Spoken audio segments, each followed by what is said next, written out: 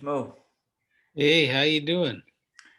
we're doing okay. Nobody's following the bedtime orders, but aside from that, nobody want to say hi to Jimmy? Come over here and say hi. That's Jimmy. Remember Jimmy? Oh, wait, he's hiding his face. Peekaboo.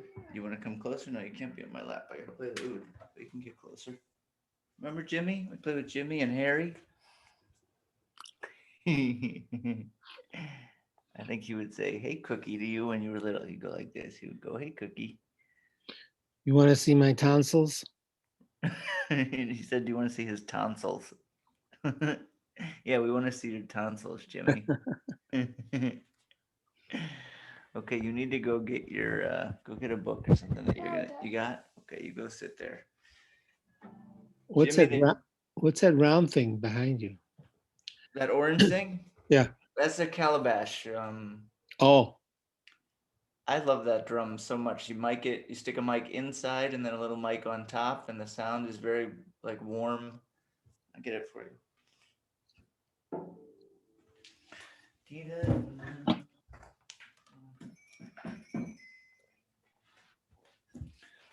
oh yeah.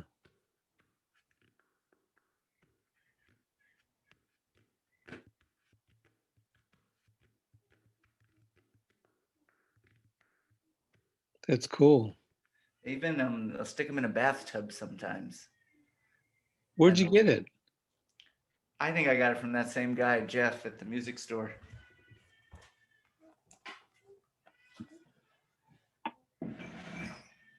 Um, Is that store still kicking? I think so. I could have talked to him on the phone the other day. Oh, that's Uh, great. yeah, I think it's happening. He sounded good. Um, big day. Sounded like was Susie at the mayor's, and then the thing just came in. Did CRC do the? I assumed we were gonna kind of get postponed. No, They did their hour online. we did it. Yeah. Intriguing. Yeah. We just did an hour. I mean, it was pretty easy and it was good. Yeah. Susie now. She must be ensconced. She'll be here in a minute. Oh, okay. I mean, she's around. Now I just imagine with the news, there's a lot of people trying to get a hold of her. Yeah. How's over there? How was your dinner with guests? Great. Really nice. Oh, good. Yeah. Really interesting. And it was good. Really good. Very sweet. Hmm. I'm glad to hear. That's really nice. Yeah, it was very, very nice. I enjoyed it a Exciting. lot. Hmm. Very nice people. Genuine. Where do they live? Chicago. Right. You hear me okay? My sound is all right? Yeah. I'll do that original sound thing. They're old time Chicagoans, man. Hmm. So they know everything about Chicago. It's a whole world there. Yeah. Are you technically the host of this meeting? Yeah, I think Can you, so. you know how to make me a co-host? Yeah.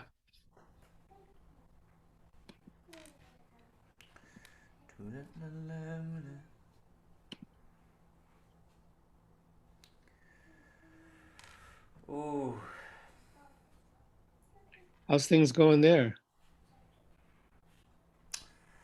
Um, Pretty good. I started kind of doing some brainstorming for this kind of organization I'm gonna do, and I think I've got something cooking. I think I have a concept. I'll run it by you. I'll call you sometime.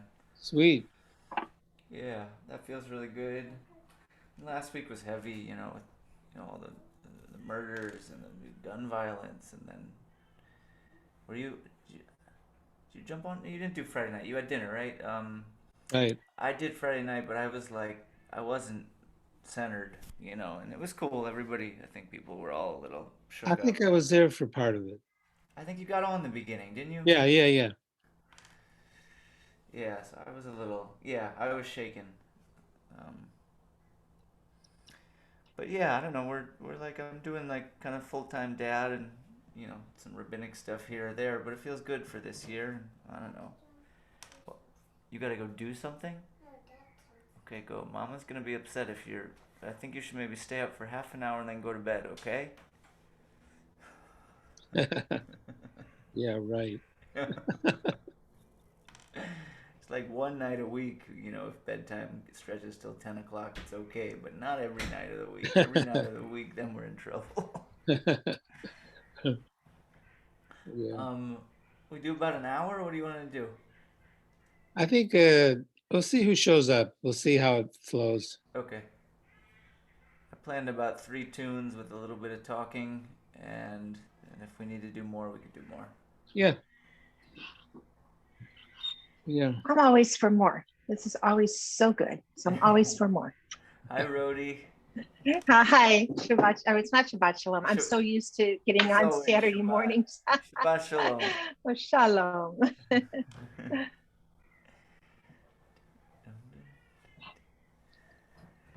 Yeah, man. Yeah, we're doing it. I don't know. The weather is a big change. The the the winter was such a. You look around. I was just out on a walk, and the New Yorkers are just everybody's like, just to be outside, and there's some kind of a shift. We had snow today. Oh my God. Yeah. Snow in St. Louis. Mm-hmm. It was 70 degrees in New York today. Oh, wow. I got pictures of our backyard with snow flying everywhere, and the trees are covered. It was really pretty for about an hour, and it's all gone now. Mm. Yeah, the sun came out and everything, but it was snowing pretty heavy. Mhm. I had a meeting in the park and we sat there uh, underneath this cover, and it was cold, but we all bundled up and we had our meeting. And then it started snowing and it was very pretty. It was right when it started. Mm. And then it kept getting heavier and heavier. Sarika came over. We hung out with her for a while. Mm. Sarika. Took the doggies out, Sarika. regular day. Did some teaching.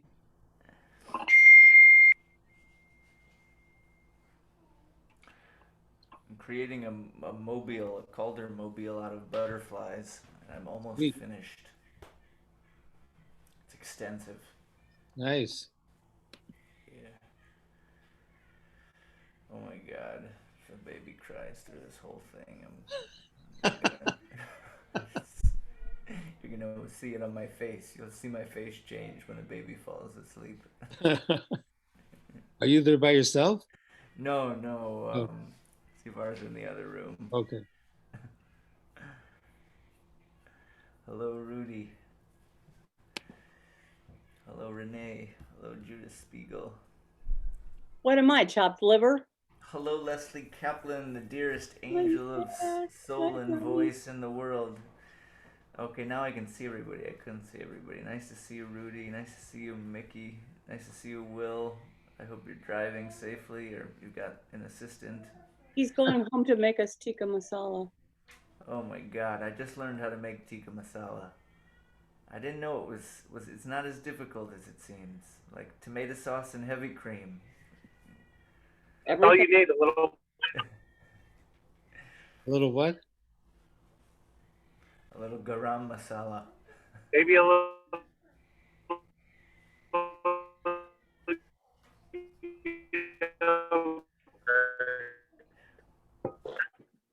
Hear you in the car, Will. Not a good connection. Hello, Antonietta. Hello, how are you? Good. Hello, Judith. Good to see you. Leslie, how you doing? It's so nice to see you. Leslie Kaplan. Zach Fredman, Rabbi Zach Fredman. How's the baby? She's not crying this instant. 2 instants ago, she was crying. That's all it's either she's crying, she's not crying. Aside from the crying, she's fantastic. She's beautiful and mostly happy. Why'd you have a baby that cries? You never cried. She's making sense of the world. Sing to her. I do, yeah. The singing, she's really, really good with music. She the oud. She loves the oud. She looks There you up at go. me. She looks at the oud. She hears the stuff. She her body starts shaking. She's looking at the oud. She's listening so hard. She can't contain the thing. It's really incredible to see. You know why? Because she's an oud soul. She's an oud soul, yes. Hey Rudy, I went to Camp Sabra, I think just for a summer, but I think I was a kid. I wasn't, I think I was a camper. I wasn't a counselor. Hi Zach, I might have to reconnect a couple. Yeah, Mickey, no problem if you gotta go in and out with the connection. Are you getting chat? I don't see chat. You seeing chat? Some people are direct chatting me, so Oh, okay. I'm getting private chats. Hello, I Mom got and Dad. I got you. So let's see. The big hands on the 3 and the little hands on the 7. We'll wait 2 more. What does that mean? 2 more strokes. Means you get a minute to get a cup of apple juice. If you want your apple juice, you have 2 minutes to go Kelly. get your apple juice. Army. Oh, poor baby.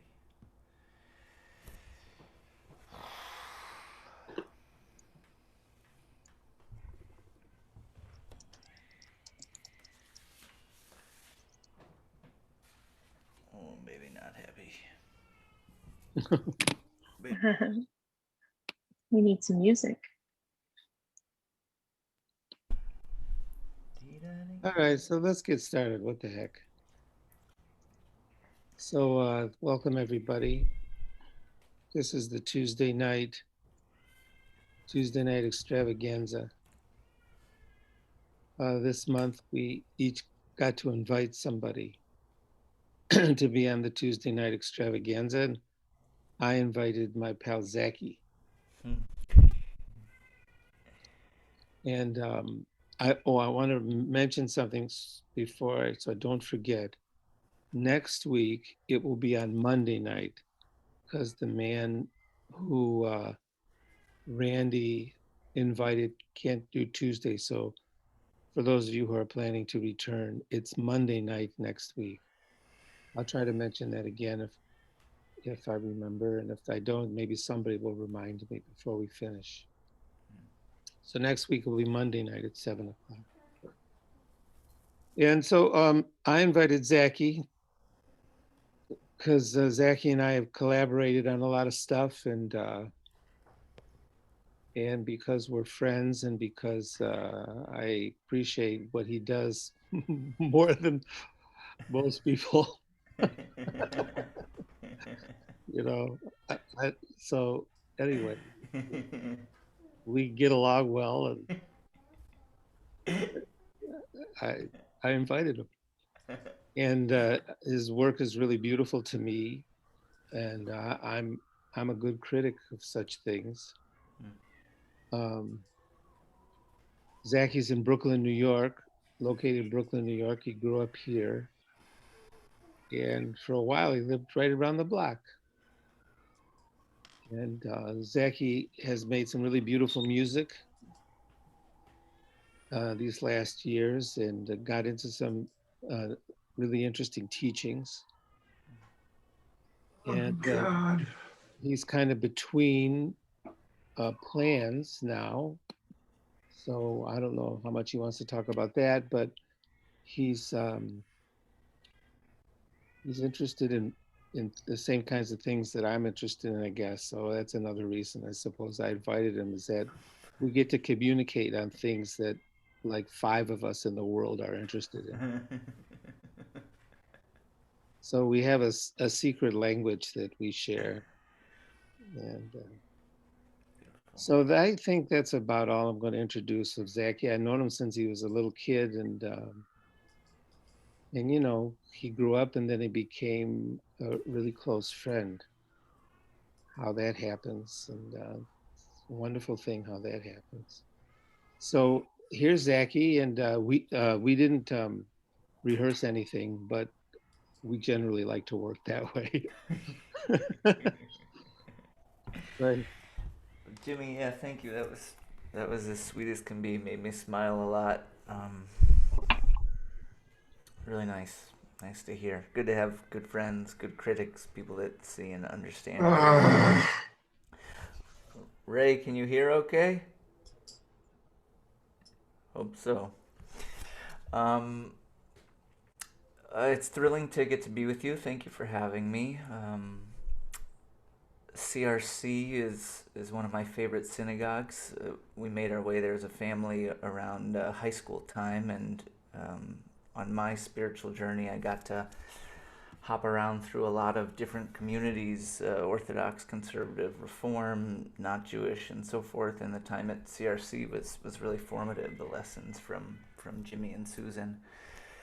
So I got a notice yesterday that the salon we were going to do is called Music and Mysticism, and I think the salon subject or title probably got titled in the week or two or month or two after our baby was born. She's now 4 months, and so I don't think I even participated in the naming of the salon. And yesterday I saw the title. I said, "Oh, Music and Mysticism." I said, "Okay, I have some thoughts to share about music and mysticism." So yesterday I started doing some thinking about music and mysticism, and what I wanted to share with you. And then this afternoon, you know, we got the news that they were going to announce the verdict on the trial. And so in the last few hours, I've been thinking about how what I had planned for you has changed. And so I think, it's only a couple hours, so we're all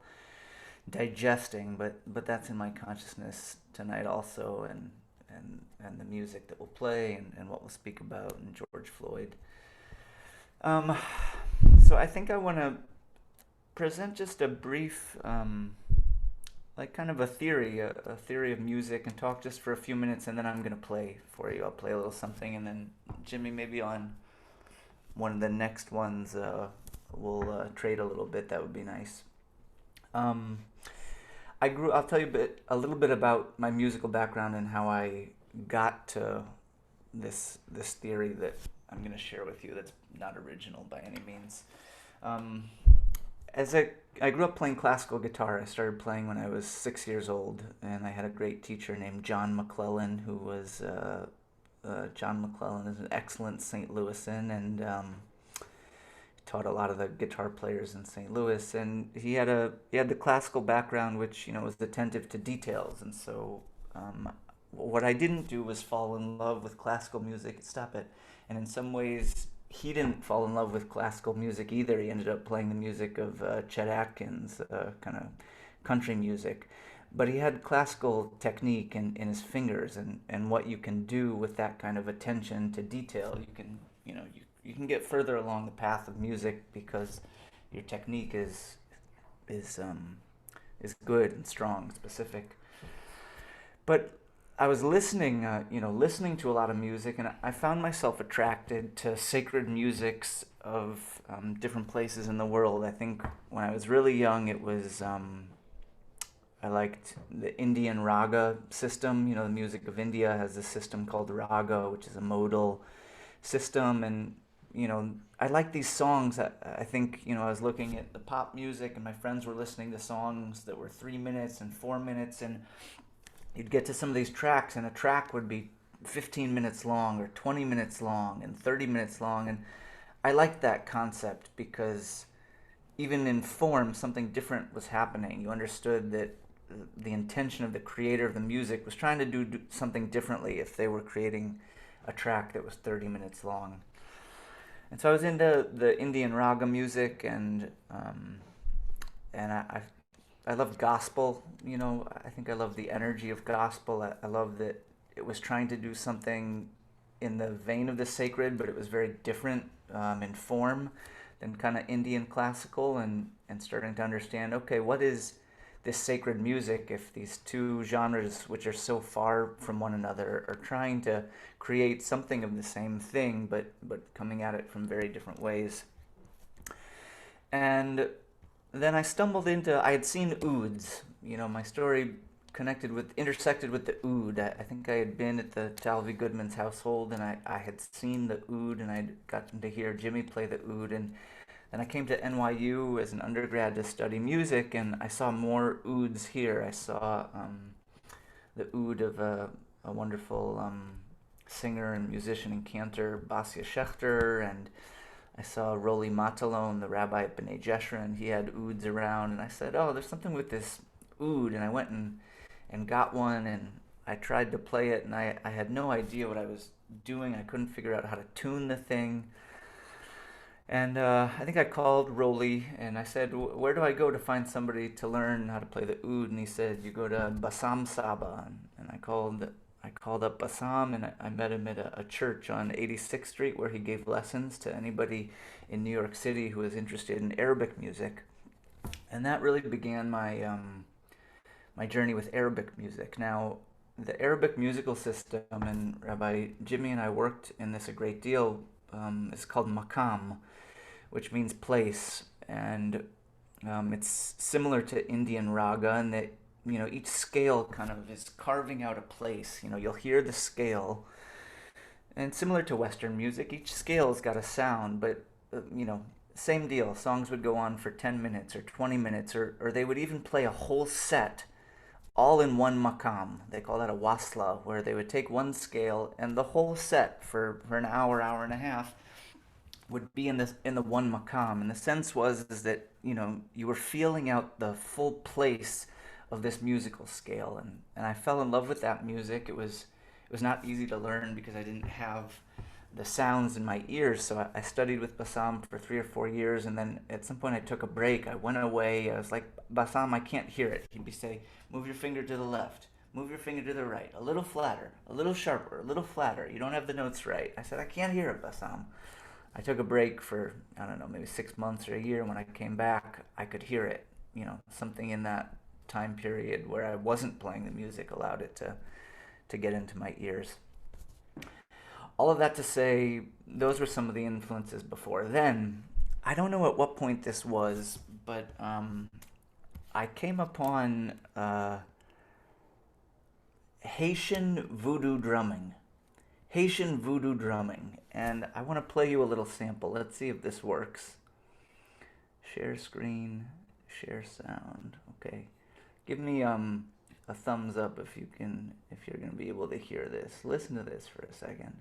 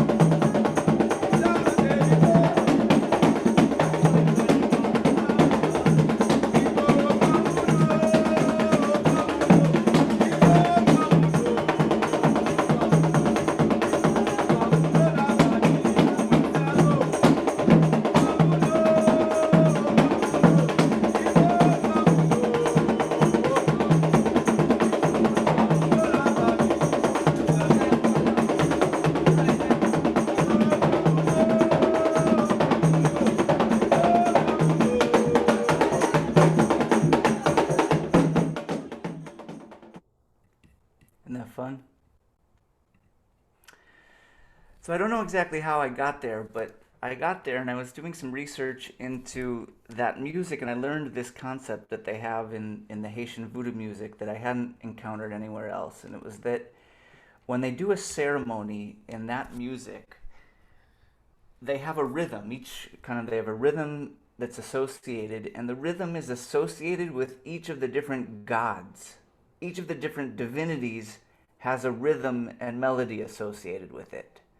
And when they do their ceremonies, they play the rhythm of that divinity with the aim of that divinity through the music inhabiting the people of the ceremony. I said, okay, there's something here. Did you follow that? They play the rhythm, and the rhythm belongs to the divinity. It belongs to that God, and when they play that rhythm, it comes, the spirit of that God comes to that person. This and some personal experiences really took me to this kind of formation of this musical process where I came to understand that anytime we're playing a song or we're listening to music, the music is functioning as either an invocation or more precisely like a spell. The music is a spell for the spirit in that music to come into you, to work on you, to be like a medicine on you. And so that's music and mysticism. That if somebody's at all kind of tuned into this process, and even if you're not tuned into it at all, I think it still works. That's the beauty of music. But that the function of these different spiritual musics is to create this I don't know, like a ramp by which the God can come to you. And so that's what I wanted to introduce you to, and then we'll do it now with real music. So I'm gonna sing you what I think is one of the Jewish equivalents of that kind of a process. This is one of the holiest songs I know. This is called the El Mistater. And the El Mistater is the opening song in a Syrian. There's a Syrian Jewish liturgy that happens at 3 in the morning on Friday nights. I'll tell you more about that later. But at 3 in the morning in Jerusalem, the Syrian community goes and they sing this mystical song cycle. And this is the opening song of that cycle. And I'm not going to sing you all the verses, but there's 10 verses. And the 10 verses correspond to the diagram of the Sefirot. Can you see? I think you're seeing...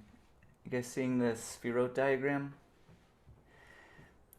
The song has 10 verses, and each one of them corresponds to one of the Sefirot, which Jimmy and Susan have been doing a beautiful Omer counting. So if you participate in any of that, you've got some access to this diagram. But to me, this is the Jewish equivalent. You know, for us and for the Kabbalists, this diagram, you know, we created a monotheism. So they took the kind of all the energies of the God and they put it into one thing. So instead of having them parsed out. All right, so I'm going to sing now instead of talking, and then I'll take some questions after the song and before we move into anything else. Let me try. I think I'm going to pull up the lyrics. Do you want to see the? You guys want to see the lyrics of the song while I sing, or you just want to watch me play the oud? Yes. That's a yes? Yes. At least one yes. The yeses get it. Let's see if we can make this happen. Okay, 1 and 2. Can you see both of these a little bit? Yeah? Cool. Okay, so I'm going to sing some of the verses, not all of them. I don't know if that helps.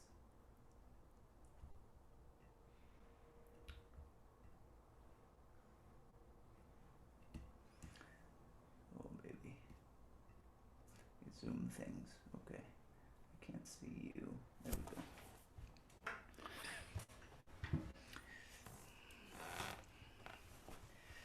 You know, so if we're going to do that thing that I said, and if you're in the mood to have, you know, some kind of spirit enter you, then go on and get ready. We're not looking at your words. We're looking at scheduling made easy. Thank you, Leslie. There you How's that? go. Thank you. Now I got the words. Thank you. Thank you, everyone.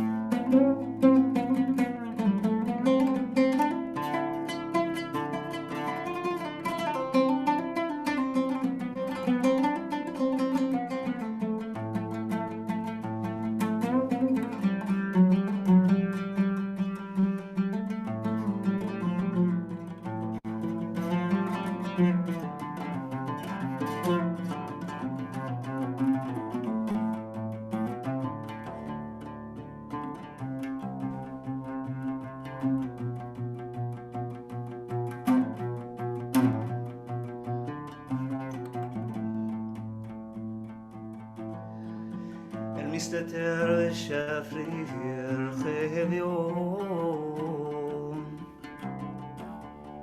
השכל הנעלם מכל הרעיון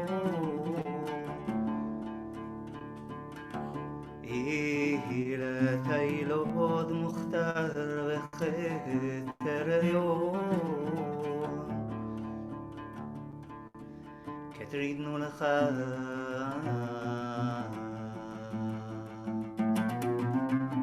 عدنا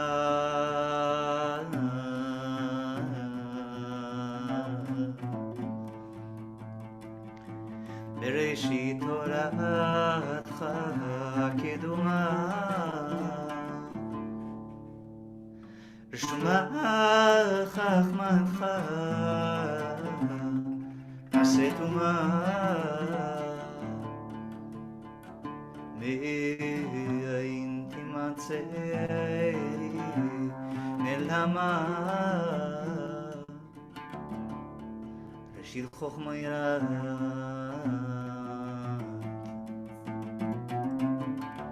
אדוני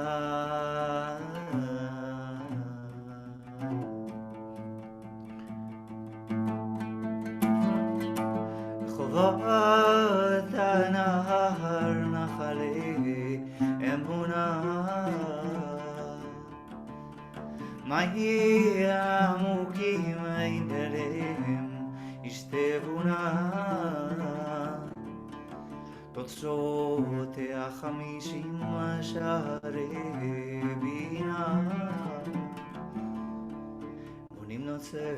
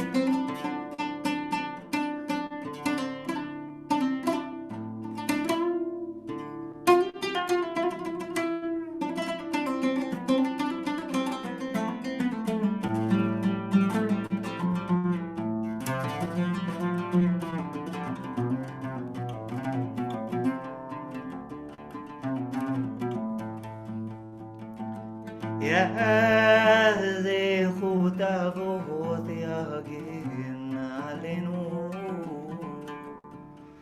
נצח ישראל מצוותינו גאלנו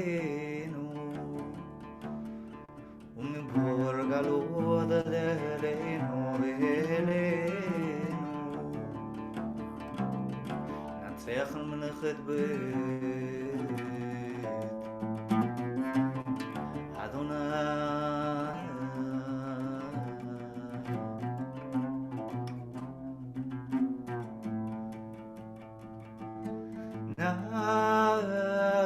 כמלכות דוד ושלמה בת עלה שיתרה לאימה כנסת ישראל קלה כרוח בנימו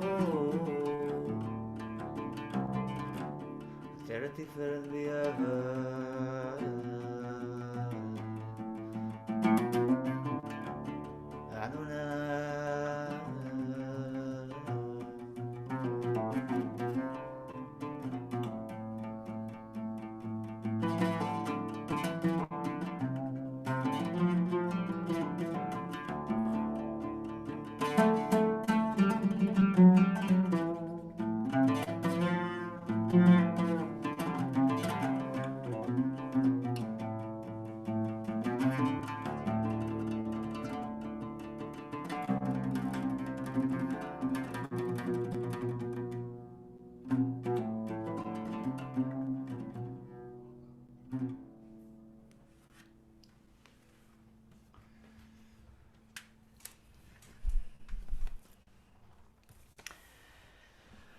I started. They sing that for the song ceremony that I mentioned. I started singing it at funerals. I think the song, what it does if it uses that process that I was speaking about. The diagram of the spherode is meant to both map on to the fullness of the human being, body, heart, mind, soul, and spirit, and also map on to the cosmos. So it's supposed to be activating the fullness of your psyche and creating a connection to the fullness of the world in its wholeness. Where this watching this trial was, the acknowledgement of how broken the world is and how much work we have to do towards wholeness. Imagine what it would feel like to live in a world that felt a little more whole. So that's the first little bit. Why don't we pause there? I imagine there's some questions, and then I'll play some more music.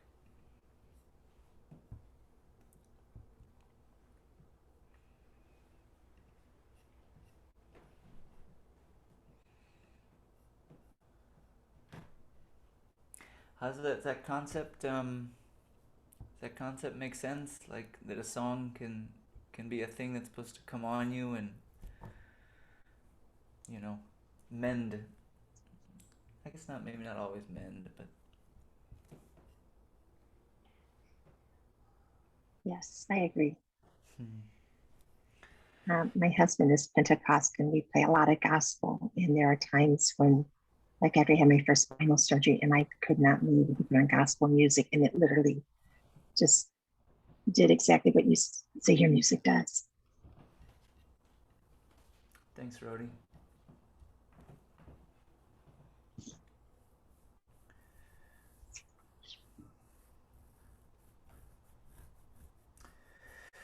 Okay, well, I'm gonna do another one, and Jimmy, I was thinking to do. I wrote a melody for the piyut for Bar Yochai. Do you have poetry or translation or something? Yeah, talk to us about that one. I was going to say the melody for Bar Yochai is a similar kind of melody. It has also 10 verses corresponding to the 10 Sfirot. And it's reserved for special occasions, and it's especially beloved by North African, Moroccan, Algerian, Tunisian Jews. And it's one of the first tunes that I learned. And it has, I also was able to track the story of the poem. That's also interesting. Wait, tell us a little. Let me, Bar Yochai, for those who don't know, Bar Yochai is the kind of, is the mythic forefather of Jewish mysticism. Bar Yochai lived, I think, in the 2nd or 1st century, really early in the time of the Mishnah and Rabbi Akiva and Jesus. And maybe he was connected to some of the Jewish mystical texts that came down out of that era. The kind of the first text of Jewish mysticism, Sefer Yetzirah, is very magical in origin. It's speaking a lot about numbers and letters and elements, not as tied to kind of Bible, Torah literature.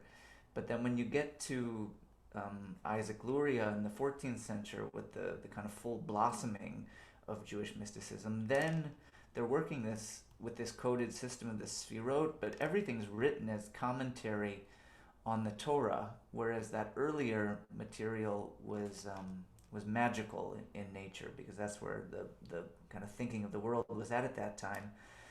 But what they wanted to do was, whenever the earlier the author of your source, the more canonical it was. And so if they could make it look like a 2nd century rabbi had authored the Zohar instead of a 14th century rabbi, then it got more canonical status. So they tried to do that. So Bar Yochai, according to certain folks inside the tradition is the author of the Zohar, but even if he's, author or inspiring angel, he's definitely the mythical grandfather of Jewish mysticism. I would love to hear the story of this poem. Well, there's also is another thought about the Bar Yochai authorship thing that I have. The Zohar was given down in the name of supposedly Bar Yochai and his 10 friends. They're called the Chevraya in the text. And it basically takes the form of a midrash or a commentary on the Torah. And it's really a great commentary. It's very imaginative, and it's a wonderful critical eye as well as everything else that it is. But there's a story that accompanied the text all these years. So the story is that in the late 13th century, the last quarter of the 13th century, the Zohar, Sefer Zohar, the classic text of Jewish mysticism, was kind of revealed to the world. It was revealed to the world because this guy named Moshe ben Shem Tov de Leon in Spain said he discovered it, he found it. So the Jewish world was excited. He found this text about Bar Yochai and his 10 friends walking around Palestine and having these extraordinary experiences. So some of our scholars wanted to see the text, so there's one story is this guy traveled all the way from Turkey, went across Europe to Spain to see the text, and when he got to Spain, to Leon, to see the text, he knocked on the door, and Moshe ben Shem Tov had died during his travels. And the guy says to Moshe ben Shem Tov de Leon's wife, he says, I'm here to see the text, the Bar Yochai text in the name of Bar Yochai called Sefer Zohar, Book of Radiance. All these books have these wonderful names, Book of Radiance. And so his wife said, oh, my husband wrote that book. He collected all those stories. And the interesting thing about the story is that we know it. What's crazy about that story is that we know it. So the story accompanied the text all these centuries. And one story did not squeeze out the other. So everybody kind of knew that the Zohar wasn't really written by Bar Yochai, that it clearly has a medieval kind of Spanish romantic flavor to it, courtly flavor to it, but yet the story accompanied the text. So I don't think it was entirely to give it authority, that it was regressed to Bar Yochai's hand. It's also a matter of honoring, I think, in a kind of a way that we have of honoring these texts by saying, given in the name of, in order to elevate the text, honor the text. And it's a beautiful kind of tradition that way, that we honor the text that way. So there was a song about Bar Yochai that was this very heavy song, like Zach was saying, one of these songs that was reserved for special occasions in 10 verses. One of the versions I know, Bar Yochai, Nimshach Ashrecha, Shemehen Sason Mechavrecha. That's the chorus. Bar Yochai, the oil of anointing is over your head, and you're delighted and you're honored by your 10 friends. And that's between every verse. And so the story goes that the text of that poem about Bar Yochai was given by a guy named Ibn Lavi, the son of Lavi. Now, we don't know hardly anything about Ibn Lavi, except that he was born in Spain in the 15th century, and that he went through North Africa, and that he died in what today would be Libya, near Tripoli. That's where he died. So there's only a few stories about Ibn Levi that have been passed on. And one of them is just the greatest story ever. Should I tell it? It'd take a second. So the story is that Ibn Levi was related to Sajjad Gaon, and Sajjad Gaon was located in Baghdad. And so Sajjad Gaon, Ibn Levi wanted to connect with his ancestral place and people. So he wanted to travel from Spain to Baghdad. So he's going through North Africa and he hooks onto a caravan. And he tells the caravan driver, he says, look, I need to go across North Africa and I'm going to Baghdad. And the caravan driver says, sure, come along with us. And Ibn Levi says, well, I can't travel on the Sabbath. So, and the caravan driver says, no problem, no problem. So they're going to travel across the deserts of North Africa, and comes the Shabbos, and Ibn Levi says, well, I have to stop here. And the caravan driver says, well, we got to keep going, you know. And so Ibn Levi says, okay, leave me here.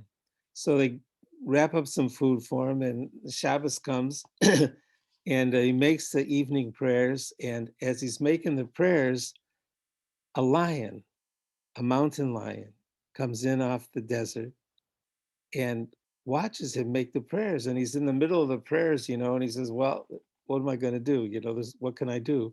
He finishes the prayers. The mountain lion sits there like they do, you know, like big cats do.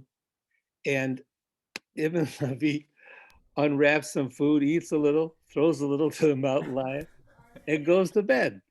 He gets up the next morning and he makes the morning prayers. The mountain lion's sitting there like that, you know. And Ibn Levi unwraps, eats a little food, throws some to the mountain lion. So he makes the three meals for the Sabbath, and each time the same thing happens. He makes the prayers, the mountain lion's sitting there. He eats some, throws some to the mountain lion. When Shabbos is out, he gets on the back of the mountain lion, and they wander into this ancient town of Tripoli. He on the back of a mountain lion. People welcome him and say, this must be some extraordinary person. And at that time, all Torah knowledge had disappeared from Tripoli. He didn't intend to stay in Tripoli, but there was no Torah teacher in Tripoli. So the rest of the story is that he says, I'll teach, I'll be here. So he meets a woman, he marries, he spends the rest of his days in Tripoli. He returns single-handedly Torah knowledge to the sands of Tripoli in the 15th, early 15th century, early 16th century. And the only other thing we know about him is he had a son, and the son was silent. And he wrote about sitting on the Wadi, you know, in a desert where the water flows when it rains. And he writes about sitting by the Wadi as it fills and dries season after season after season, he and his silent son. And that and the 10 verses of the poem Bar Yochai is the only thing that we know about Ibn Levi.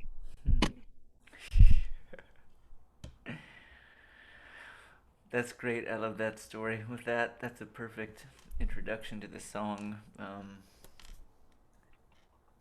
And the song is really wonderful. Yeah, the poetry is really beautiful, hard to translate. The only thing I've been working on composing. So the first song I played for you is not my composition. It's the traditional Syrian. This one I'm going to play is a melody that I wrote. I've been going through some of the major poetry of the tradition, and I probably have an album that's been waiting now a year or two to get ready. But so I'm gonna sing. This one's a little.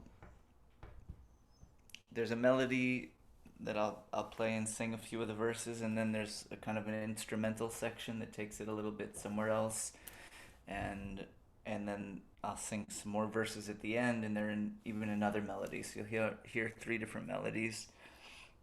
And this one, with some of the other music I've had, with this one, something about, that's the one other thing I wanted to say. With this one, I've felt Bar Yochai's spirit come into me while I'm singing this song.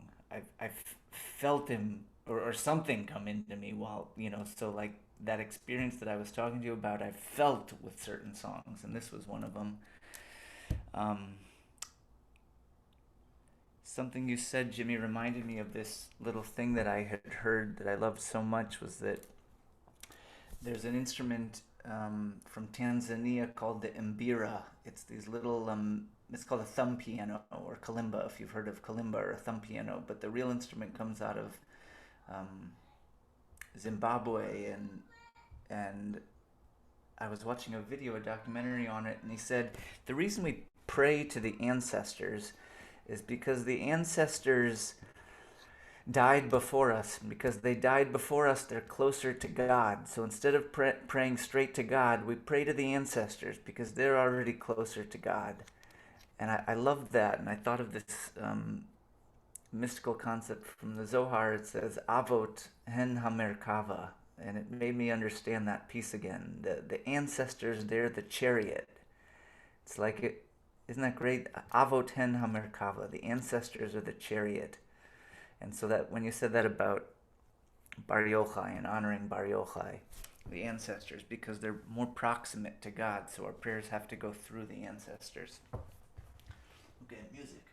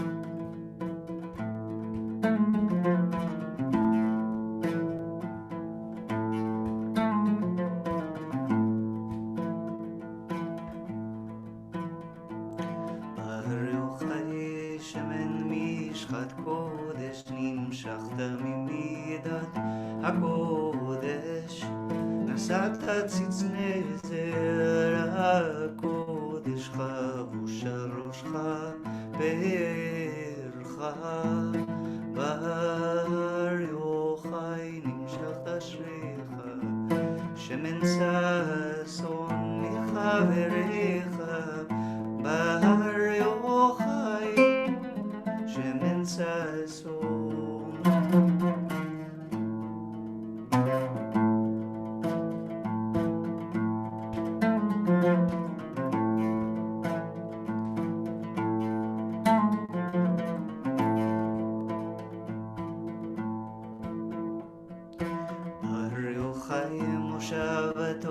ישבת יום, נעשת יום, אשר ברכת במערת צורים, שעמדת שם קנית אותך והדרך, בר יוחאי המשכת אשריך, שמן ששון מחבריך, בר יוחאי שמן ששון.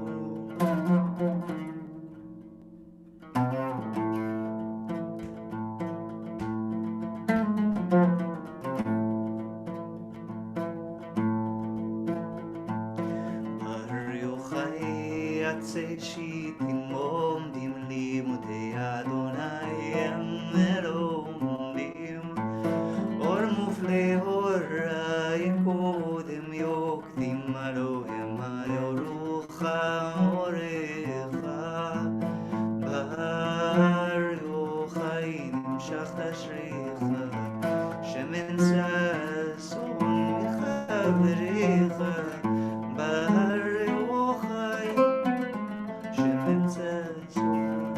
Barrio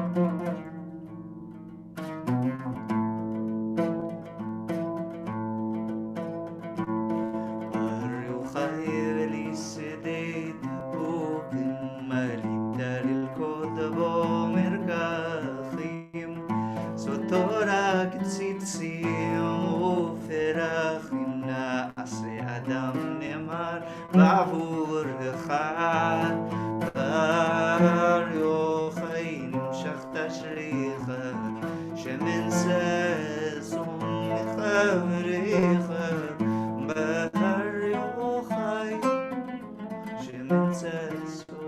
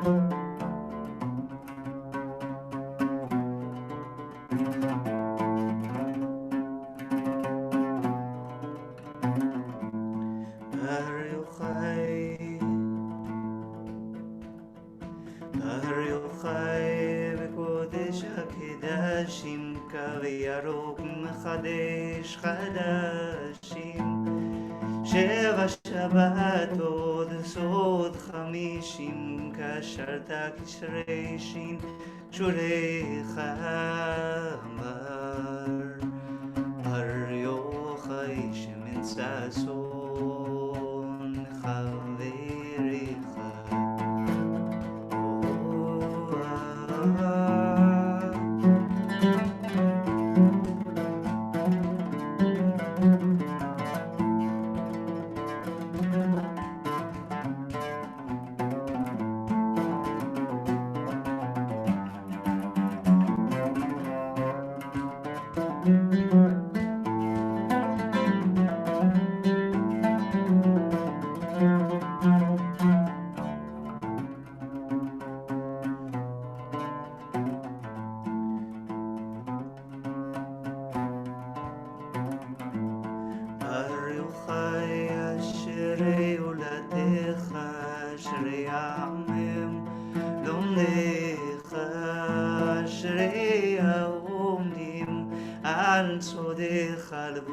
חושן תומך בורך בר יוחאי שמן ששון חבריך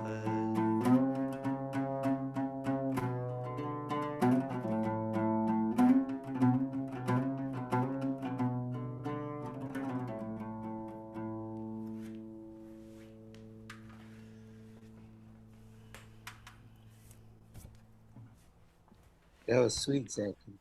I'm going to play you one that is just terrible. It's another Bar Yochai, but it's the one you hear in Israel, you know, and it's so diminished, you know, from these tunes. This is how. Listen to this. This is like every tune you throw away. בר יוחאי נמשכת אשריך, שם ששו וחבריך, בר יוחאי עצי שיטים עומדים, לימודי אדוני הם לומדים. Terrible. You know, but something interesting was happening in Israel because, and still is, you know, you had this really, I'm having a hard time, I think I can hear.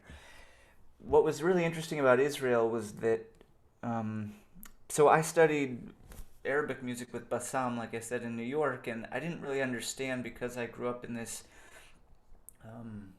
Ashkenazi Jewish community that you know didn't talk about whiteness, didn't talk about any of the things we're talking about now, and didn't talk about Sephardic Jews and Jews that spoke Arabic and were connected to Arabic culture. I didn't know those people existed, and so when I was studying Arabic music, I thought I was studying something not Jewish, and then when I got to Jerusalem for my 5th year of rabbinical school, in the 50s, all these Jewish communities across North Africa and Turkey and Iraq that had been there for 1,000 years or longer, they were so ingrained that their music is Arabic music. There's no distinction. And you even have stories like the stories in Iraq where in the 50s, the whole orchestra was Jewish.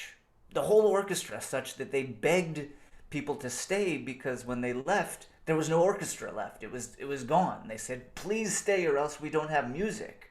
They were begged to stay, and they went to Israel. But what I heard in Jimmy in your piece was that like those cultures were mixing, and so this kind of 70s or 60s and 70s Israeli folk that emerged was really beautiful, and they were, some of those guys were from those communities, and they had to take their music and take the Arabic out of it, they had to make it sound like an Israeli folk song. And then I don't know, I know one other version of that song that I I think found. that's what happened to that one. I think that is because it's so common. And,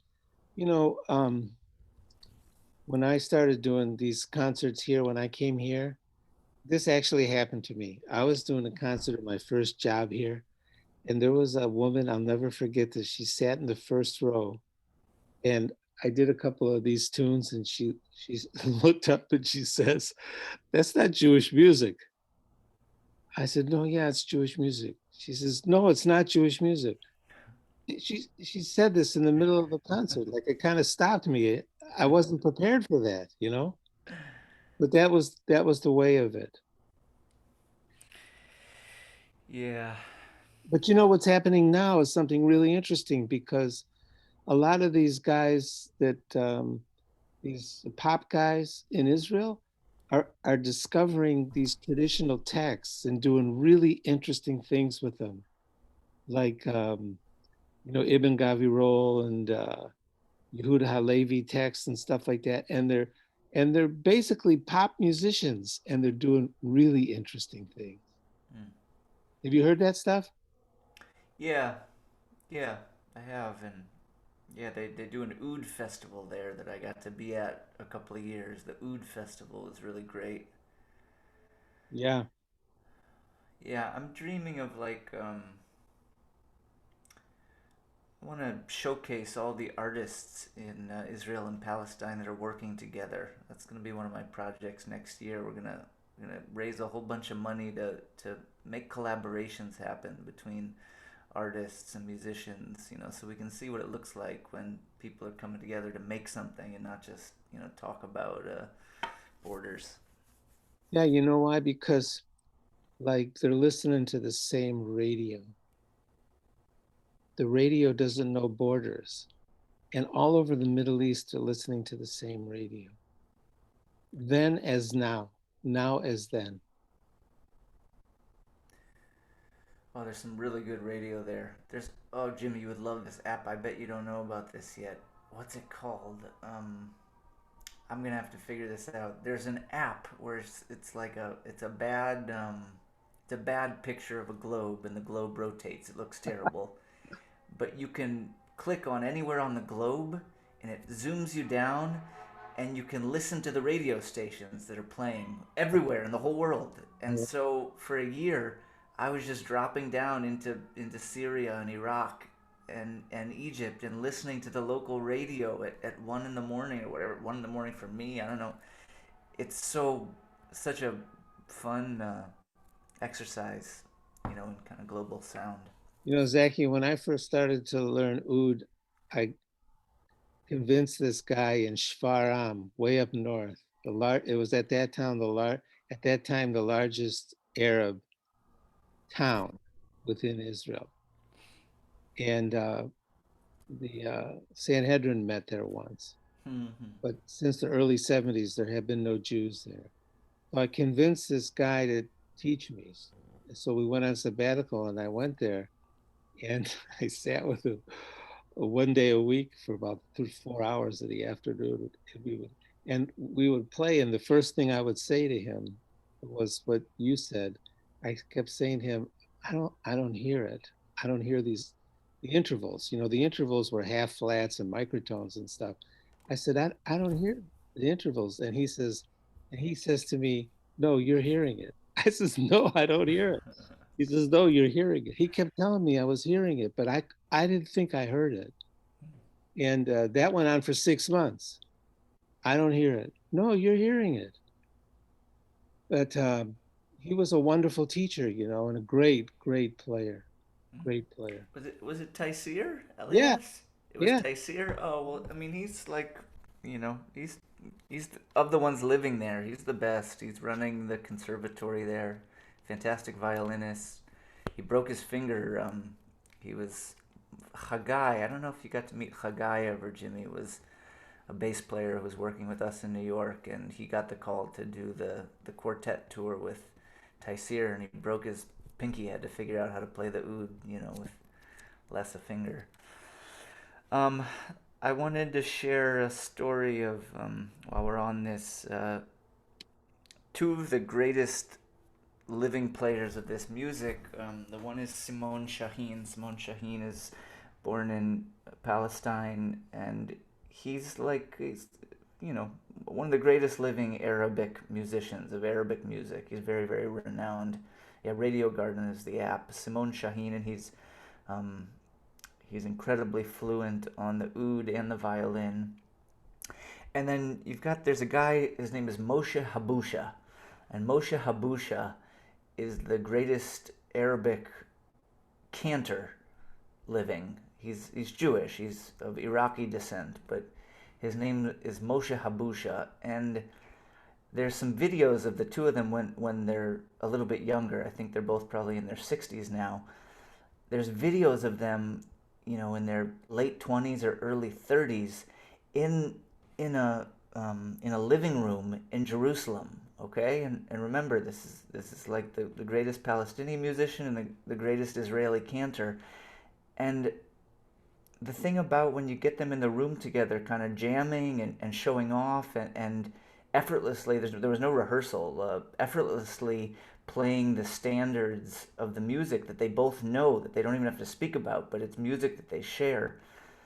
And something about in the arts, the pursuit of greatness. The artist wants the thing to be gorgeous and beautiful, and because that's at the top of the triangle. The differences about race and ethnicity, those are secondary to how good the guy can play. Those are secondary if you're talking about how good somebody is, and so that to me is such a nice reminder of, that other stuff is not the most important, for sure.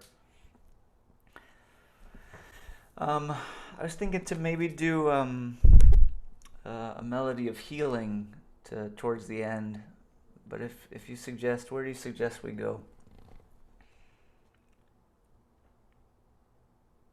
Zachy, did you ever hear Haki Obadia? Yeah, I don't know much of the story, but I can hear the sound of his violin. So apparently he Iraqi, and he came to the United States, and he ended up on Long Island. Hi, Susie. For decades.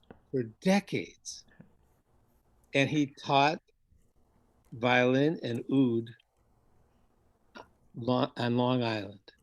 And he made a couple of really great records. He was a great player. And he made a book, a introduction to playing the oud book. And I have it. Hockey. Yeah. I Great, bet great. Rabbi Susan's auntie danced with him. Oh, there's Susie. There's Susie.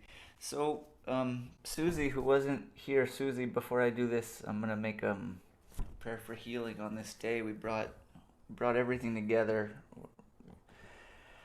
The concept that I shared, Susie, that kind of really changed my understanding of music was that from this Haitian voodoo. I was studying Haitian voodoo music, and in that tradition, each rhythm is for a god, is for a divine spirit, and when they want that spirit to inhabit somebody, they play that rhythm. They play that rhythm, and the rhythm is the thing that invites the spirit down. Isn't that so great? And so that's when I realized that each song is doing that. Each song is like a spell, and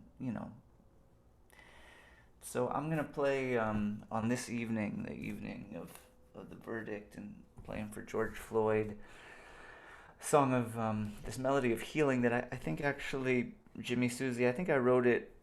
It was, I think, while Adina was sick. I think I wrote this melody, and I've been walking with my Ara 2-3 times a day. We go and visit Dee Dee's bench. We walk through the fields. We enter the Prospect Park at 9th Street. I take a left and we walk through the fields, and I loop around and we see Dee Dee's bench, and then we walk home. So I'm going to play this this melody of refuah and healing, and maybe if this theory I have is correct, that feeling will come into you a little bit on this day, and that our whole thing, our gathering, is a prayer of healing for our country right now.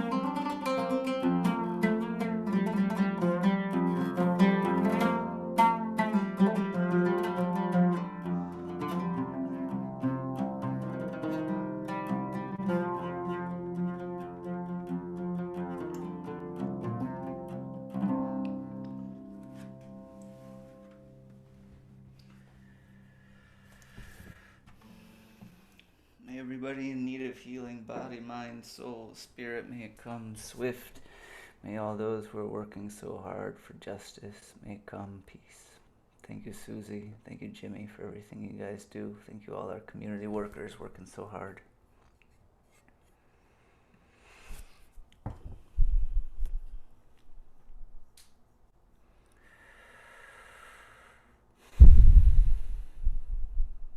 Thank you, Zach. I think you drew down some serious beautiful healing. You drew down some healing. We need a lot. We need a lot. We do. But if everybody does their part, we'll fill the space. Yeah. Yeah. It's a little bit of hope today. A little bit of hope today. We inaugurated our first. How was the inauguration? It was very cool. There was tension, but it was held. The tension was held with such grace. It was very beautiful. It was just when Tashara spoke, I felt like it was Jimmy and I. We've kind of fallen in love with Psalm 85 when truth is wrapped in loving kindness. Justice and peace will kiss. And that's really how it feels. But that's how your melody felt. It feels like it is drawing something holy into the world, and we know that that's what we need. We need that. We need that. We need that. I was so excited to hear that you were there. That made me really happy. Yeah. Psalm 85, I wrote it down. I'm going to go check it out. Yeah. And Jimmy wrote a beautiful melody for that one, too. Really. So those are our thoughts on music and mysticism. Hope you enjoyed. St. Louis is I could feel it today because it was a different kind of the symphony was there playing, but there was some singing going on too. There was, Lift Every Voice, the African American national anthem, and then I don't know, this one woman, she just sang some soul. I'm not sure that City Hall of St. Louis was ready for the soul that rose, But hopefully it'll bring not just reform, but an opportunity to transform. We've the woundedness of the culture has told us not to let the spirit move us in this way. We've been trained to not be moved that way. I think, so part of the recovery is letting those musics, that's the advantage of these things that held the traditional line. It's like the secret is still contained in some of these songs. Yeah. And it was a beautiful, diverse celebration of spirit. I was trying to learn this rhythm from North Africa. It's a slave rhythm. The music is called Ganawa. South of Mali, there's this music where it's so beautiful. They play with these. I'll show you them. They're so loud I can't play them. Wake those babies up.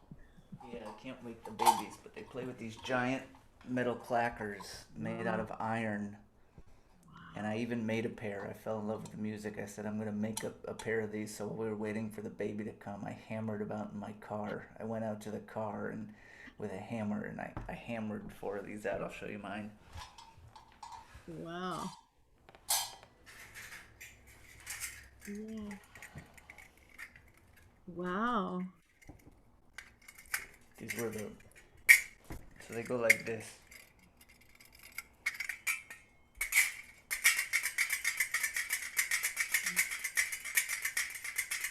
Like metal castanets. Exactly. And so there was this rhythm I was trying to learn that they use.